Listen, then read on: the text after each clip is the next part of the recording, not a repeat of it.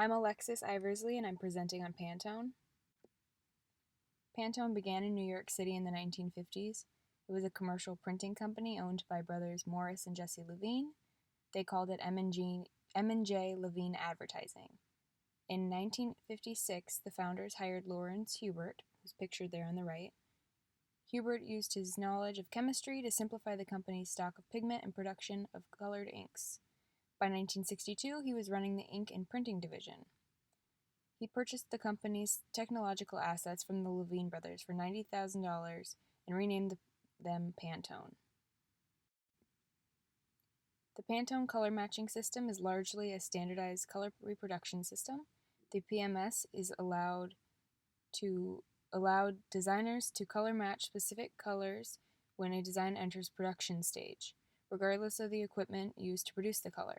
By standardizing the colors, different manufacturers in different locations can all refer to the Pantone system to make sure colors match without direct contact with each other. This system has been widely adopted by graphic designers and reproduction and printing houses. And then there on the right on the top is a picture of the first swatches that Pantone had when they first came out with the matching system.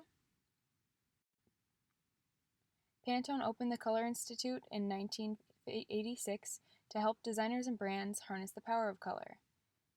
Its trend forecasting in books costed about $800 each for consultation services, and are trusted research for companies in retail, fashion, manufacturing, electronics, and more.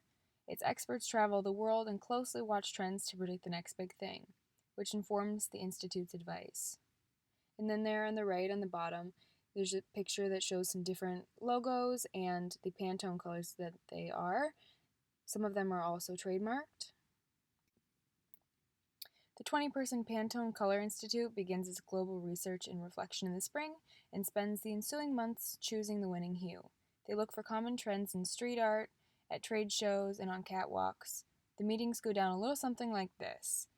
One of the forecasters, who's chosen on a rotating basis, picks an abstract theme before each meeting to get the brainstorming started. For the planning season for autumn and winter of 2018 and 19, the theme was time. Everyone drew up their own color forecasts inspired by this theme and brought 4 or 5 pages of images, kind of like a mood board, with relevant color combinations and palettes. Then they gather in a room with good light and each person presents their vision of where color is heading. The impact of the annual selection stands to reach from the colors of garments to accessories that appear on the runway in New York, London, Milan, and Paris, and beyond, any given season to the hues that florists bank on for arrangements. More than that, it proves an offset opportunity that other brands sell their own products. After all, Pantone's color prediction is, in part, a self-fulfilling prophecy. Months before the unveiling in December, Pantone enters into licensing agreements with various companies, from nail polish to hotel chains, in order to make sure that those colors show up. Suddenly, the color of the year is everywhere. And then there on the right is a picture of the first ever color of the year in 2000.